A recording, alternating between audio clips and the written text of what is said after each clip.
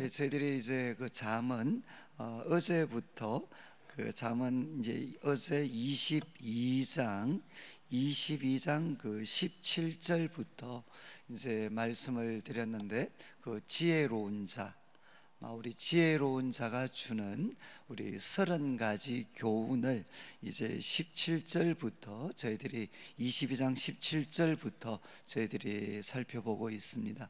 그래서 이 가르침은 이제 24장까지 이제 계속되어집니다.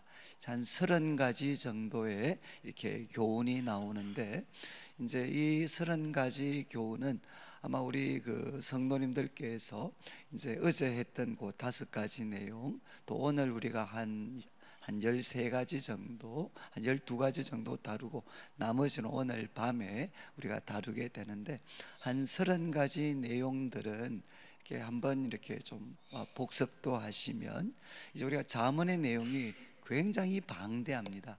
잠언의 내용들이 가르침들이 계속해서 짧은 가르침, 긴 가르침, 많은 가르침이 나오는데, 어떻게 이제 우리가 좀 이제 생각을 하면 이 30가지 교훈은 이제 잠언에 나오는 그 전체 가르침을 좀 이렇게 요약해 놓았다, 한 30가지 정도로 이렇게 요약해 놓았다라고 한번 생각을 하시면 좋을 것 같습니다. 이제 왜냐하면 이제 한 이 30가지 교훈을 이렇게 한번 쭉 계속 한 몇 번 이렇게 쭉 한번 반복해서 살펴보시면은, 이제 우리들의 삶에 이런 부분들도 다 조심을 해야 되는구나.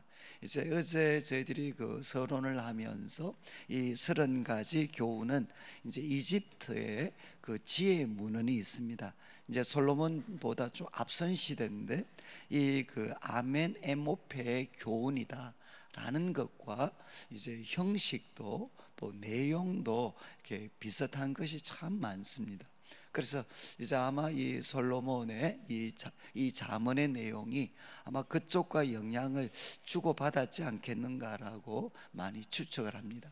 그런데 이 아멘 에모페의 교훈이 이제 어떤 사람을 위한 건가 하면, 공직에 나가는 사람들, 이제 공직에 나가는 사람들을 위해서 이제 가르침을 준 겁니다. 그러니까 공직에 나가는 사람들은 이런 거 참 조심해라, 기억해라, 이제 이런 내용들입니다. 그러니까 이 30가지 내용은 특별히 이제 우리가 그냥 공직에 나가는 사람이다라고 한번 생각을 해보시면, 우리가 부모님 입장에서도 우리 자녀들이 만약에 공직에 나간다 그러면 꼭 이렇게 좀 주의할 것들을 우리가 좀 제시하지 않겠습니까? 또 아니면 또 그쪽 직에 오래 계셨던 분들도 아마 이런 거 좀 조심해라 라고 이야기를 할 겁니다. 그러면 이제 아마 지금 이 30가지 교훈은 그런 면에서 하나님께서 우리 이제 자녀들도 그렇고 또 우리 당사자도 그렇고 이런 공직이나 사회생활을 본격적으로 하게 될 때, 그때 이런 거 꼭 네가 기억하고 좀 조심을 해라. 그래서 아마 이제 그런 어떤 면으로 이 30가지 내용들을 지금 당장은 이해가 안 되는 게 있다 할지라도 아마 내용들을 쭉 이렇게 좀 정리를 해놓으면, 이런 분도 좀 조심을 하는 게 좋겠구나, 또 이런 영역들도 좀 생각을 해야 되겠구나. 그래서 우리가 잠언 내용은 이 30가지 내용들을 여러분들이 잘 기억하시면, 이런 30가지 내용들이 이제 잠언의 여러 가지 부분에서 막 흩어져서 나오고 있습니다. 자, 그래서 어제 저희들이 시작하면서 5가지를 나누었던 게, 이제 첫 번째가 그 가난한 사람이죠. 그러니까 힘의 남용, 오용입니다. 지금도 가장 문제가 되죠. 그래서 어제 나누었던 그 22장 22절, 23절은 약한 자를 약하다고 탈취하지 말고, 그리고 공고한 자를 성문, 이거는 이제 재판이 이루어지는 것이라고 말씀을 드렸고, 그곳에서 압제하지 마라. 그러니까 참 힘이 있다고 약한 자들 탈취하지 말고, 특별히 재판과 관련해서 그들을 압제하지 마라. 이거는 뭐 꼭 우리가 기억해야 되는, 힘 있다고 해서 그거 남용하거나 오용하지 마라. 특별히 이제 자문이 강조하는 것은 하나님이시죠. 하나님이 그들을 신원하여 주신다. 하나님이 그들의 억울한 거 들으시고 갚아주시니까 권력을 함부로 남용하거나 오용하지 말라는 거죠. 그리고 이제 또 우리가 직장 생활을 하거나 어디를 가든 우리가 어떤 사람을 가까이 해야 되나, 이제 이야기합니다.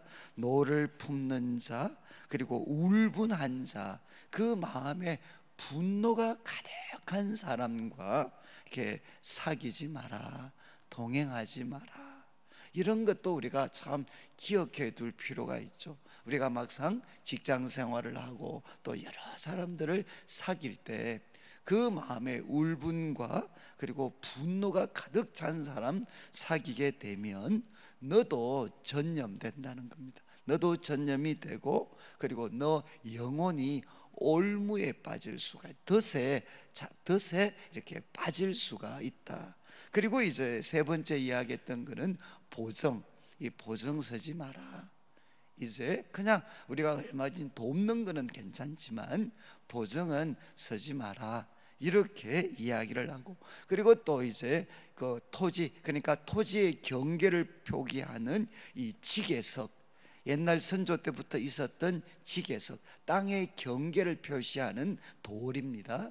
그거 옮기지 마라, 몰래 옮기지 마라. 특별히 이제 고아나 가부의 땅이 여기에 해당이 되겠죠. 그 사람들 약하다고 네가 힘을 사용해서 또 속임수를 사용해서 그런 지계석, 토지 경계 나타내는 돌 함부로 옮기지 마라. 그리고 이제 자기의 일에 능숙한 사람이 되라. 이렇게 이제 어제 5가지를 권면했습니다. 이제 23절부터 23장은 1절부터 시작을 해서 이제 9절까지는 막 경제적인 부분에 대한 가르침이 한 5가지 반복이 됩니다. 1절을 한번 보시죠. 이제 1절에 내가 관원과 함께 앉아 음식을 먹게 되거든. 이제 이 사람이 나름대로 인정을 받았습니다.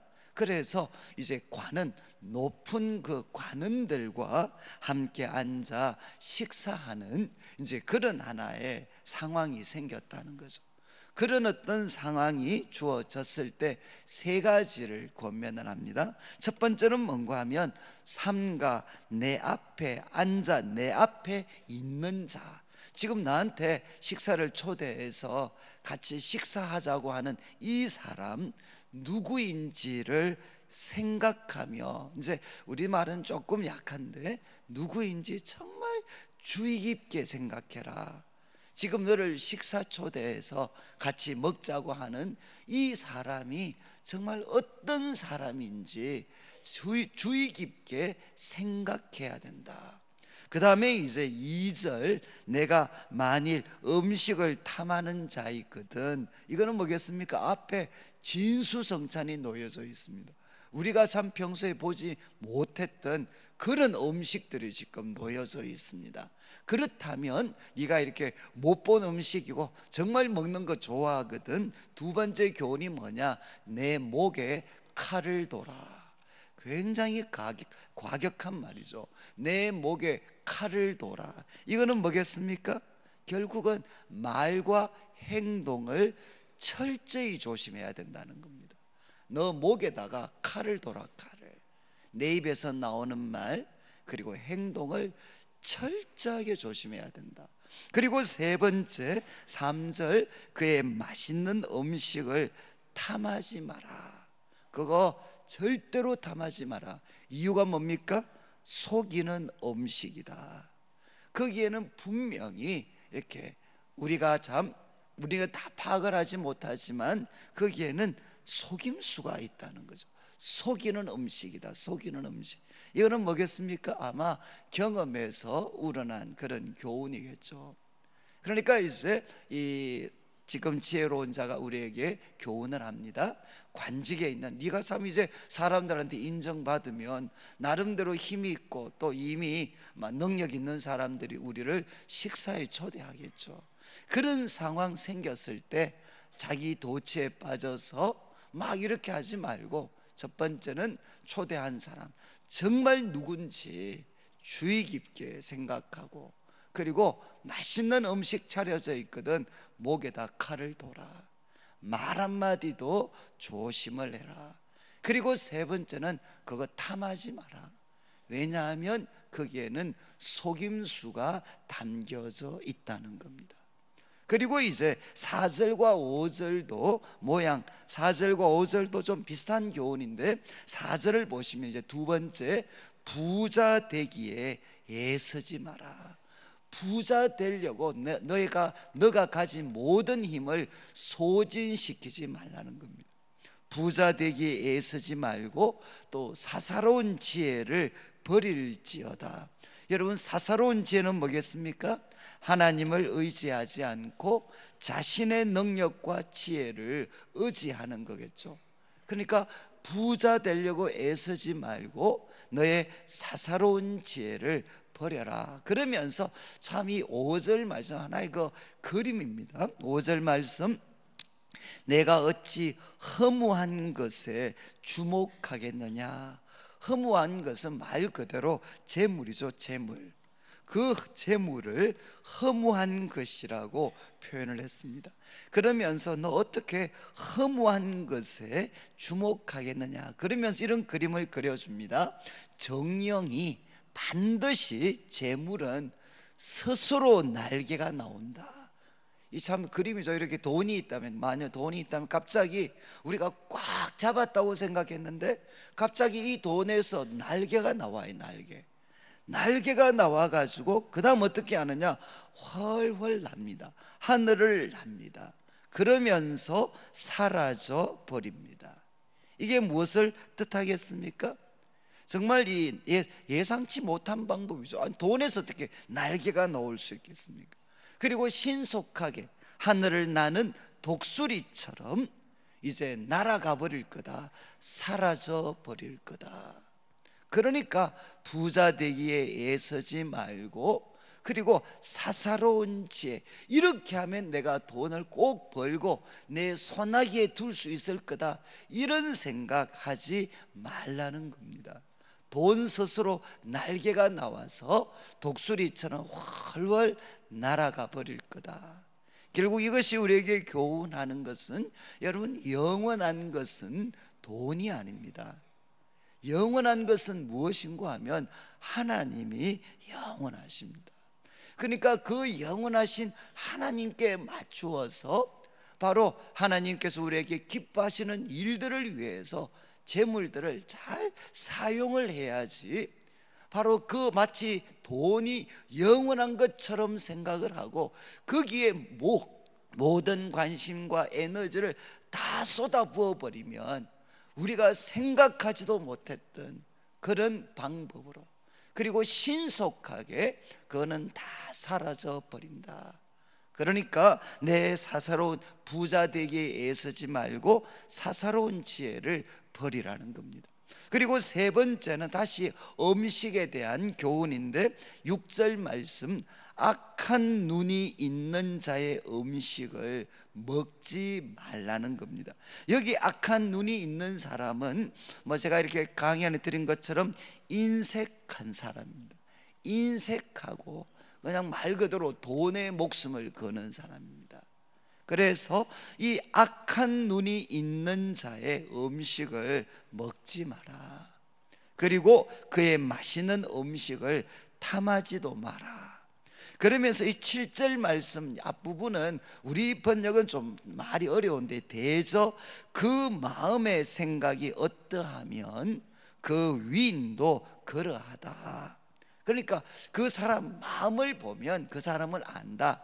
그런데 이제 대부분 그 영어 번역을 보면 이걸 좀 풀어서 뭐라고 했는가 하면, 그 사람은 항상 코스트를 계산하고 있는 사람이다.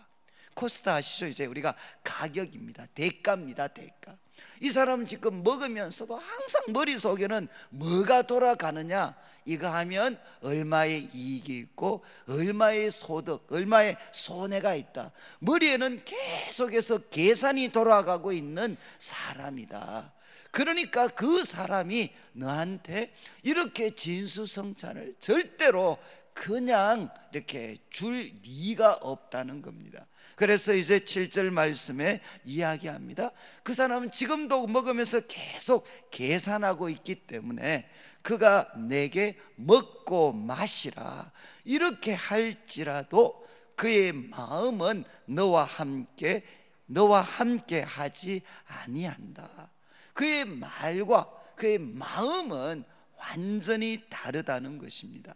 그래서 8절 말씀, 내가 조금 먹은 것도 토하겠고, 그리고 너가 밥 먹으면서 했던 모든 아름다운 말, 좋은 말도 뭐라고 하죠? 헛된 대로 돌아갈 것이다. 그러니까 결국 이 헛된 대로 다 돌아갈 것이라는 겁니다. 저는 이제 이 말씀 여러분들이 기억하셔야 될 것 같아요. 우리가 어떤 참 인색한 사람들과 그 사람이 우리를 이렇게 식사 초대해서 과분하게 대접을 하면, 야, 우리가 착각을 하죠. 내가 이제는 참 영향력이 세져가지고 저런 구두쇠도 저런 사람도 나한테 이제는 잘 보이려고 노력하는구나. 이거는 완전히 착각이라는 겁니다.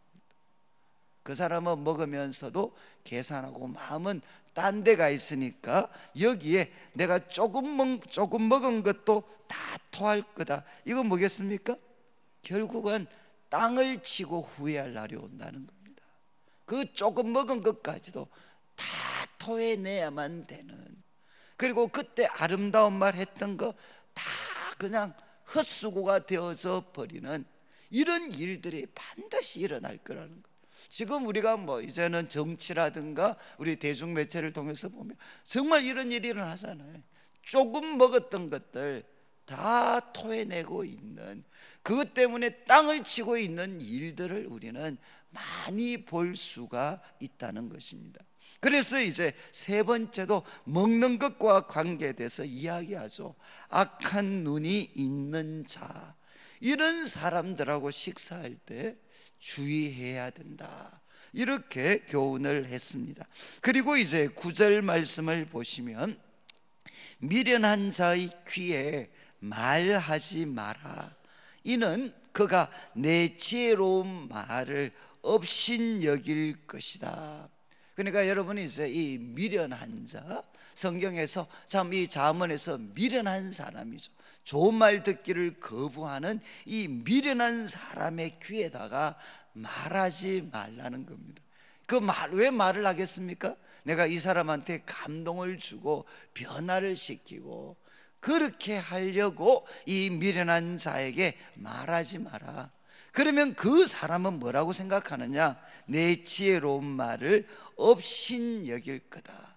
감동을 받지 않고 업신을 여길 거다. 이렇게 이야기를 합니다. 이 말씀도 사실은 곰곰이 씹으면 정말 우리들한테 많은 그런 깨달음을 줄 수 있는 말씀입니다. 그러니까 이제 우리는 이렇게 좀 참 부족한 사람들을 보면 우리들의 참 이렇게 그 지혜롭고 감동적인 말로 그들을 바꿀 수 있다고 생각하는데 그 결과는 전혀 다를 수 있다는 거죠. 그래서 잠언에서는 미련한 사람에게는 교훈보다 무엇이 먼저냐? 훈육, 징계가 먼저입니다. 징계. 이거는 이제 사실 우리 시대와 뭔가 조금 긴장점을 가질 수 있는데, 나는 미련한 사람도 감동시키고 바꿀 수 있는 사람이다. 함부로 이런 생각하지 말라는 겁니다. 그리고 이제 이어지는 우리 10절 11절 말씀은 한 번 더 지계석에 대한 이야기죠. 그 당시는 어쨌든 그때나 지금이나 땅이 제일 중요했습니다. 땅이. 그러니까 이제 옛 지계석을 옮기지 말고 특별히 고아들의 밭을 침범하지 마라. 이해하시겠죠? 이제 아버지를 잃은 고아, 그들을 보호해 줄 수 있는 사람이 없습니다. 그래서 그 고아가 가지고 있는 그 밭에 지게석을 옮기거나 침범하지 말라는 것입니다. 그러면서 11절에 대저 그들의 구속자는 강하시니, 그들을 보호하시고 지키시는 구속자는 강하다는 겁니다. 그래서 그분이 너를 대적하여 그들의 원한을 풀어주실 것이다. 여러분, 이제 특별히 출애굽기나 신명기 같은 데 보면 고아와 과부를 이렇게 참 힘들게 하는 거, 하나님이 아마 가장 무서운 말로 경고를 하죠. 이렇게 이야기하십니다. 하나님께서 너가 고아를 만약에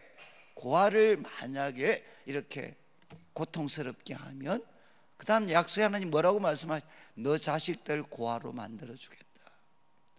그리고 또 뭐라고 말씀하시느냐? 너 만약에 과부를 힘들게 하면 너의 아내 과부로 만들어 주겠다. 여러분이 우리가 성경에서 참 이렇게 하나님이 가장 엄격하게 금하신 것 중에 하나가 뭔가 하면 약한 자들을 고통에 빠뜨리는 것입니다. 그래서 우리 예수님을 믿는 분들이 이걸 잘 기억하셔야 돼요. 예수님을 믿는 사람들이 어쩌면 가장 표가 날 수 있는 게 그거죠. 고아와 과부를 바로 지켜주는 거죠. 왜? 하나님이 그들을 향해 특별한 관심을 가지고 있습니다. 예수 믿는 사람들이 이런 모습 잘해줬다 그러면 소위 하나님 인정하지 않는 소위 우리가 좌파라고 할 수 있는 사람들이 그렇게 목소리를 높이지 않았겠죠. 지금 이제 자문 기자가 이야기를 합니다. 지게석 그리고 고아들을 침범하지 말라는 겁니다. 그러면서 이제 12절부터 새로운 내용이 좀 등장을 하는데, 12절을 보시죠. 훈계에 착심하고 지식의 말씀에 귀를 기울여라. 이제 새로운 내용들이 좀 이제 이어집니다. 훈계에 착심을 하고 그리고 지식의 말씀에 귀를 기울여라. 그래서 본인이 먼저 훈계와 지식의 말씀에 창념하고 그리고 귀를 기울이고 그 가운데 13절 아이를 훈계하라는 겁니다. 아이를 훈계해라. 채찍으로 그를 때릴지라도 그가 죽지 아니하리라. 근데 이게 우리나라 말 번역은 이렇게 결국 어느 정도까지 때리라는 거죠? 때려도 안 죽으니까 때려라, 이런 어떤 뉘앙스가 강해. 그런데 이제 NIV나 이런 번역들은 약간 어감찬 이렇게 해야 합니다. 채찍으로 그를 때려라. 채찍으로 그를 때려라. 때린다면 그러면 그가 죽지 않을 거다. 어감 차이를 아시겠어요? 죽지 않을 때까지 때려라 이런 뜻이 아니고, 자녀를 매를 대서라도 바로 잡아줘라. 바르게 교육시켜줘라. 그러면 안 죽는다. 그 애들이 안 죽을 거다. 말을 바꾸면 어떻게 되죠? 만약에 훈육을 포기하면 애 망친다는 겁니다. 그러니까 너가 훈계와 지혜의 말씀, 너가 먼저 거기에 관심을 가지고 그 가운데 자녀들을 때로는 매를 사용해서라도 바르게 잡아줘야 된다. 그래야 애들이 망치지를 않는다는 겁니다. 그래서 14절에 바로 이게 등장하죠. 14절, 이제 너가 그를 채찍으로 때리면 그의 영혼을 스올, 바로 이제 무덤입니다. 무덤, 죽은 자들이 가는 곳, 그 스올에서 그들을 구원해내는 것이다. 그러니까 이제 가정에 대해서는 먼저 너 자신이 지식의 말씀, 지혜에다가 귀를 기울이고 그 가운데 자녀들을 반드시 훈육해야 된다. 그것이 애들을 이 죽음, 망하는 것, 그리고 무덤에서 건져내는 길이다. 이렇게 이야기를 합니다. 그리고 이제 두 번째 15절 16절을 보시면, 내 아들아 내 마음이 지혜로우면 나고 내 마음이 즐겁겠고, 만일 내 입술이 정직을 말하면, 이 정직은 바른 것입니다. 그러니까 너의 마음이 지혜롭고 그리고 너의 입술이 바른 것, 정직한 것을 말하면 그러면 내 속이 유쾌하겠다. 여러분, 부모의 기쁨이 되는 자녀, 어떤 자녀냐? 물론 우리들한테 잘해주는 자녀일 수도 있죠. 그렇지만 부모의 기쁨이 되는 자녀는 무엇이냐? 마음이 지혜롭고 경건히 살아가는 삶의 기술을 가지고 있고, 그리고 입술이 바른 것을 말하는 사람들, 정직을 말하는 자, 이 사람이 바로 부모의 기쁨이 된다는 겁니다. 왜 이런 이야기를 하겠습니까? 우리 부모들한테 자녀에 대한 올바른 상을 가져야만 자녀들을 올바르게 양육할 수 있죠. 그러니까 우리 정말 부모에게 기쁨이 되는 자녀는 어떤 사람이냐? 마음이 지혜롭고 하나님을 경외하면서 그 가운데 삶을 풀어가는 기술을 가지고 있고, 그리고 그 입술에는 무엇이 있느냐? 바른 것을 말하는, 바로 그런 자녀들이 부모들의 기쁨이 된다는 겁니다.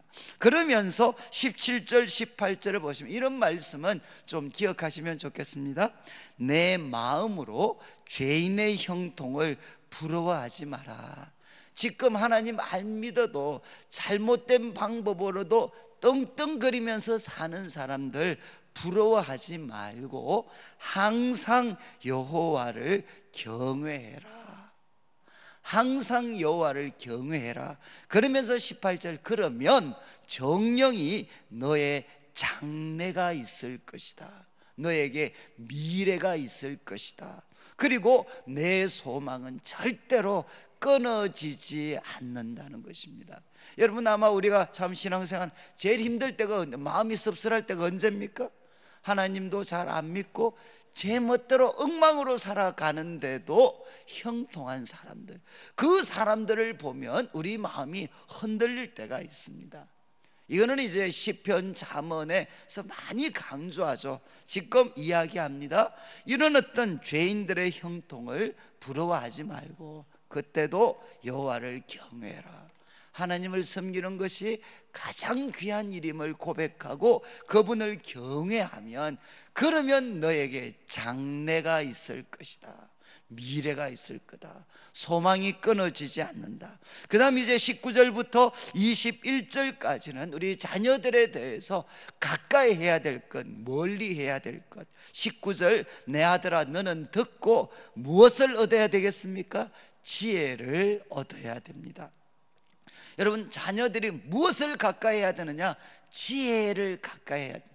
듣고 지혜를 얻어 내 마음을 바른 길로 인도해라. 내 아들아, 너 정말 지혜를 가까이 해야 된다. 지혜를 듣고 그리고 내 마음을 바른 길로 인도해라. 대신 20절 21절, 멀리 해야 될 사람, 술을 즐겨하는 자들과 고기를 탐하는 자들과 더불어 사귀지 마라. 이유는 21절, 술 취하고 음식을 탐하는 자는 가난하여질 것이요 잠자기를 즐겨하는 자는 헤어진 옷을 입을 것이다. 그러니까 우리는 지혜를 가까이 하고 술 취하고 술을 즐겨하고 고기를 탐하고, 그리고 술 취하고 고기를 탐하면 그 다음 어떻게 배부르고 졸리니 다 자죠. 이 세 가지는 거의 삼위일체 분위기입니다. 술, 그 다음에 고기, 그 다음에 잠, 이건 항상 같이 있습니다. 항상 같이. 그러면 끝은 어떻게 되느냐? 가난하게 된다는 거죠. 헤어진 옷을 입게 됩니다.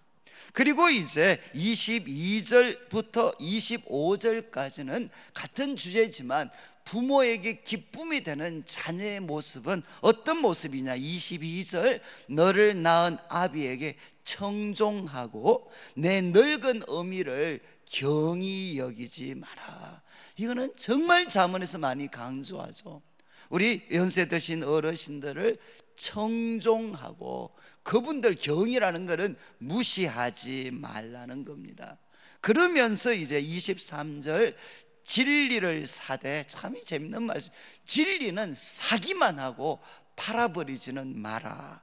지혜와 훈계와 명철도 그리하다. 이거는 사기만 하고 팔지는 말라는 거죠. 그만큼 이거는 중요한 거다. 중요한 거, 꼭 가져야 되는 거다. 그러면서 24절에 의인의 아비는 크게 즐거울 것이요 지혜로운 자식을 낳은 자는 그로 말미암아 즐거울 것이다. 그리고 25절, 내 부모를 즐겁게 하고 너를 낳은 아비를 기쁘게 해라. 여러분, 부모를 기쁘게 하고 즐겁게 하는 것은 결국 뭐겠습니까? 의인의 아비, 지혜로운 자식이 부모에게 기쁨이 되죠. 그러면 의인과 지혜로운 자가 되게 하는 게 뭐죠? 진리와 지혜와 훈계와 명철입니다.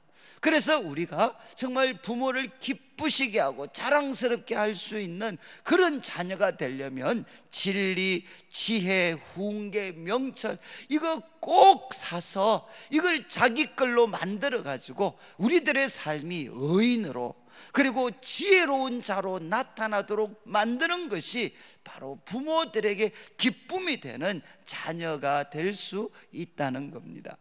그리고 이제 이어지는 26절부터 28절은 조심해야 될 거죠. 26절, 내 아들아 내 마음을 내게 주며 너의 눈으로 내 길, 그러니까 지혜로운 자의 길입니다.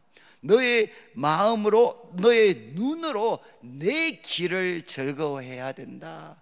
왜냐하면 그거 좋아하지 않으면 딴 데 정말 너를 망하게 하는 것에 빠질 수 있다는 거죠. 27절, 왜냐하면 음녀는 깊은 구덩이고 이방 여인은 좁은 함정이다. 여러분, 깊은 구덩이, 좁은 함정은 뭐겠습니까? 들어가면 못 나온다는 거죠. 바로 들어가면 죽습니다. 그러니까 28절, 참으로 그는 강도같이 매복하고 있고 사람들 중에 사악한 자가, 신실함을 깨트리는 사악한 자가 많아지게 하고 있다. 그러니까 바로 이런 어떤 깊은 구덩이, 좁은 함정에 해당하는 그 음료로부터 벗어나려면 어떻게 해야 되느냐? 지혜자의 길, 그리고 지혜자의 말씀, 그것을 즐거워하고 기뻐해야 이런 것에서 자기를 지킬 수가 있다는 것입니다. 그리고 이제 마지막 29절부터 35절까지는 아마 아직도 술을 좋아하시는 분들이 있으실 것 같은데, 이런 말씀은 술 좋아하시는 분들은 이거 외우셔야 돼요. 외우셔야 돼요. 29절부터 35절은 술에 대해서 참 아무리 이분이 많이 드신 것 같아요. 이 진짜 외우셔야, 이 남편들한테 이거 꼭 한번 읽어 주셔야 되는데, 29절 보시죠. 재앙이 네게 있느냐, 근심이 누구한테 있느냐, 분쟁 싸우는 것이 누구한테 있느냐, 원망이 누구한테 있느냐, 까닭 없는 상처가 누구한테 있느냐, 그리고 붉은 눈이 누구한테 있느냐. 그죠?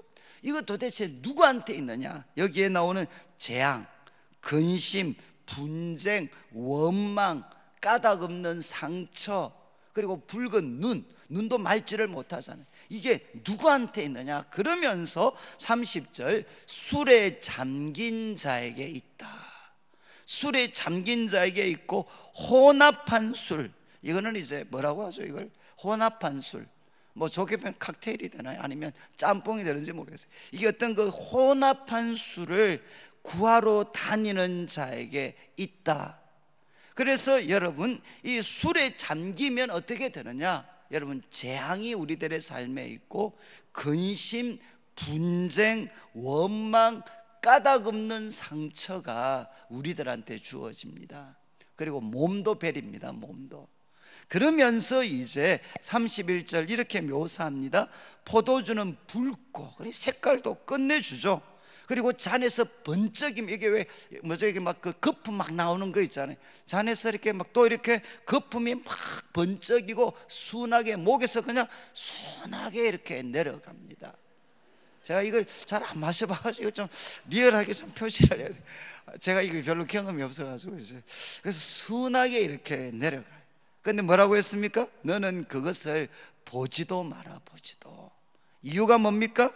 이유는 32절, 그것이 마침내 뱀같이 너를 물 거다.